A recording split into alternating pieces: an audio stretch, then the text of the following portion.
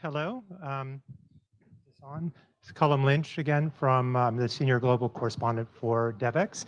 We're very excited to have Mr. Mahmoud Mohieldin here to talk to us. He is both Special Envoy on the SDGs and also a champion on the COP27 meeting for Egypt. So we're very lucky and grateful that you've come and given us the time to talk. So why don't I put down my mic and we can get going, okay?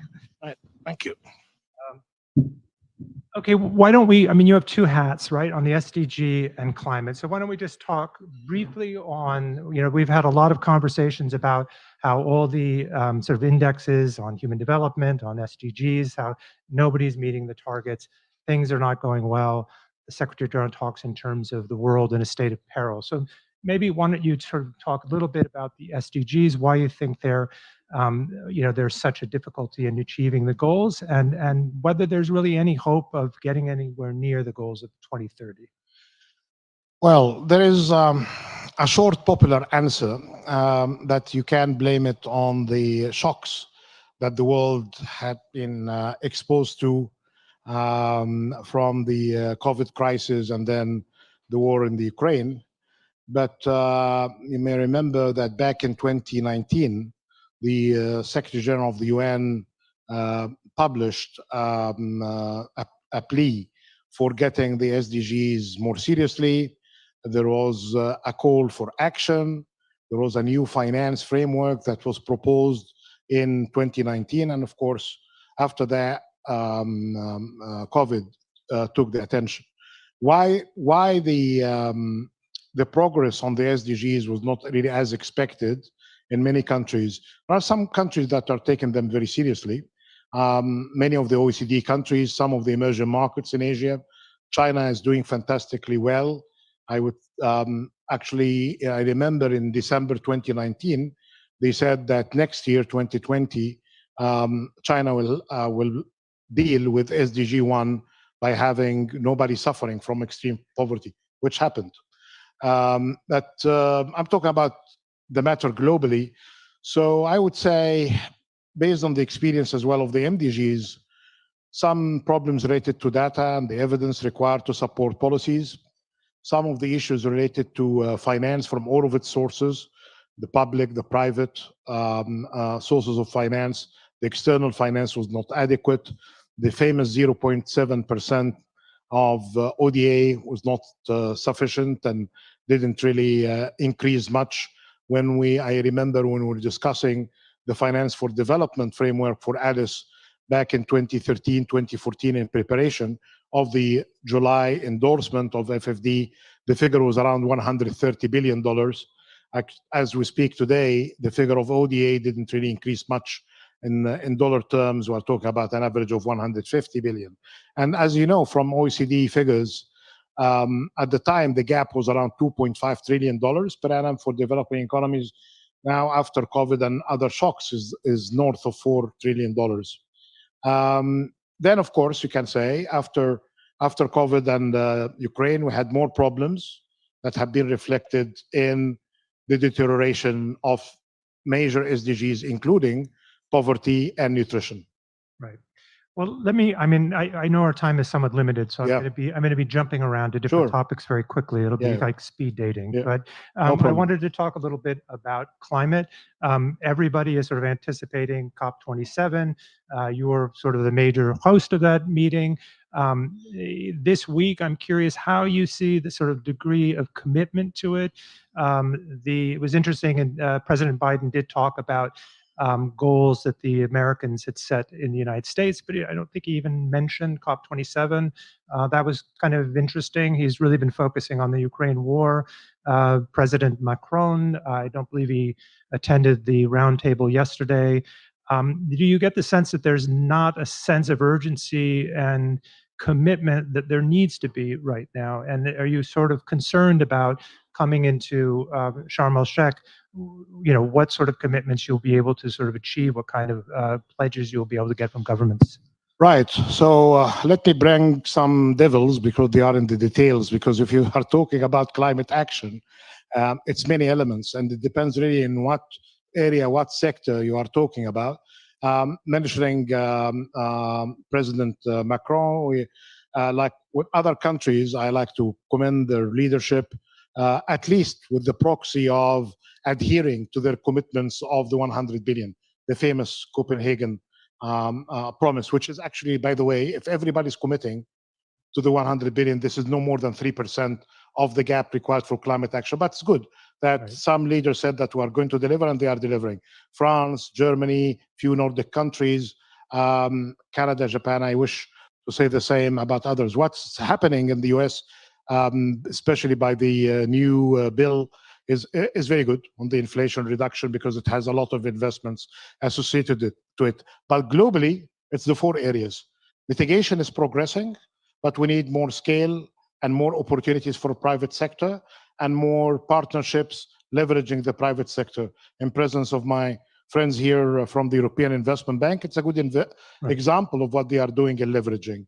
Adaptation, well, there are some experiments, but still dependent on public finance. Latest report from the Global Center for Adaptation, launched a few days ago in Rotterdam, is saying that contribution of private sector is no more than 3%. So still the majority, actually almost all funding of adaptation is coming from public sources, domestic or external. Loss and damage is a sad, pathetic case, especially when we're talking now and referring to the misery that our sisters and brothers are suffering from in Pakistan. And this is basically something to do with lack of commitment to dealing with one of the important articles of the Paris Agreement on loss and damage. Finance, this is the 4th file, as you know. Well, if you take a consideration of 100 billion, well, and you need to believe the estimates of last year, 79%, but 79% of 3% of total, which is nothing. But it could be a good start. Then we can talk about role of private sector, debt reduction mechanisms, new credit possibility through carbon markets. But this is what we'll be expecting in Sharm. More emphasis on finance, investments, and projects related to that. Okay, so I have to ask you about David Malpass. You had spent quite a bit of time at the World Bank. Yeah. There was some concern about the remarks he made about whether he believes in that emissions are responsible for global warming. Was that somewhat of a disappointment? Do you feel that the World Bank could provide a lot more support for the effort than you've seen so far? Well, the World Bank is doing a lot in terms of supporting climate finance recently. I would expect the leadership of the institution that I had the honor working for almost 10 years to do more, and we're expecting from them strong support, especially for low-income countries and middle-income countries. The technical support, the recent investments, including in a couple of projects in Africa, like in Benban in Egypt and Ouarzazate in Morocco, with other MDBs as an example. Views of leaders, I really like to refrain from commenting on personal views of different presidents of different institutions, but I would really like to take the issue when it comes to the role of the World Bank. Can the World Bank do more? Definitely, yes. And I would say that one of the best mechanisms of the World Bank, not the IBRD type of finance, it comes from IDA because it's one of the most flexible mechanisms to low-income countries. What I hope is to see, and this could be a bit aggressive for some people who are familiar with the World Bank, I hope to see IDA terms extended to low middle income countries. Because if you are talking to Africa today, half of the African countries are low middle income countries, the other half is low income. So it will be wonderful to see IDA finance going to low middle income countries. And that happened before in some special circumstances, like the cases in dealing with refugees, when the World Bank supported Lebanon and Jordan for dealing with the Syrian refugees. Did the same in dealing with the crisis in Venezuela as well. So the technical solutions are there. And I would say that let's see the new replenishment of IDA to be much more supportive, more generous with its mechanism. And with IDA, you get IFC with its private sector partnership. MEGA is required as well for the kind of investments to support that. With the rest of the MDBs, I think we can do a wonderful job in leveraging and all that. But again, personal views, be them positive or negative, are attributed to those who have said them. Okay, so Sharm el-Sheikh and Egypt sort of, staking out a position as a leader in Africa on climate change. What do you, what does sort of, what is it about Egypt that sort of supports this notion of them having a leadership role, and what it is that they're trying to do what's the message they're trying to send? What are they trying to achieve to sort of justify that, particularly within Africa? Well, as I say, if you are interested to participate in Sharm el-Sheikh, you are more than welcome. But you will be even more welcome if you are coming not just with pledges and promises, you are coming with finance, investments, and projects. This is what is being expected from a COP on climate that from the very beginning, from day one, it was focusing only on one thing: implementation, implementation, implementation.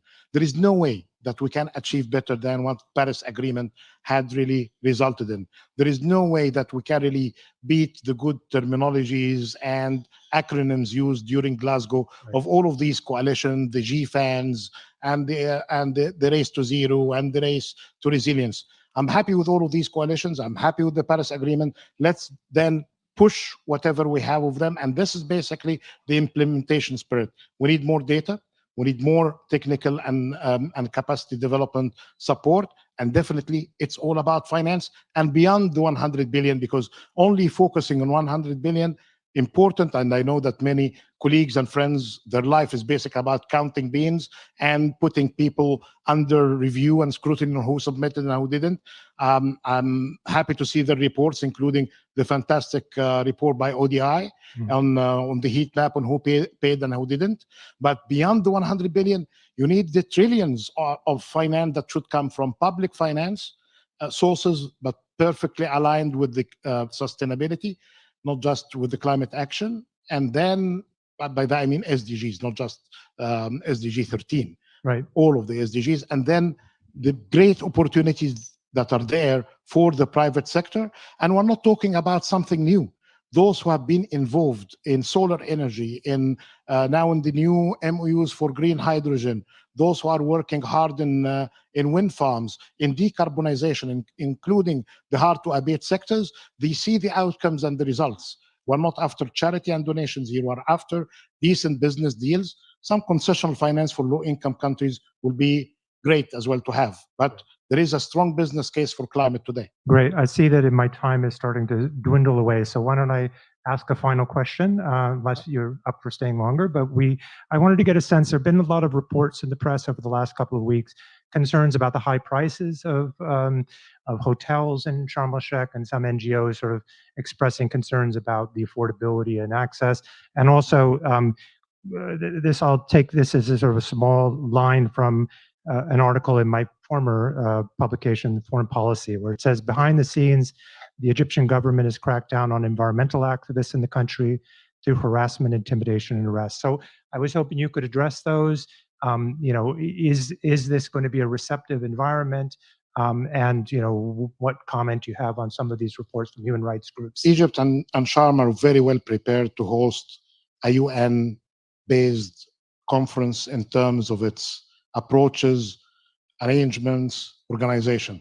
It's UNFCCC, what you saw in Glasgow in arrangements, and all of that, you'll see it in Sharm el-Sheikh. Matters related to hotels and affordability, usual complaints, but Sharm definitely is going to be much more affordable than Glasgow, definitely in New York.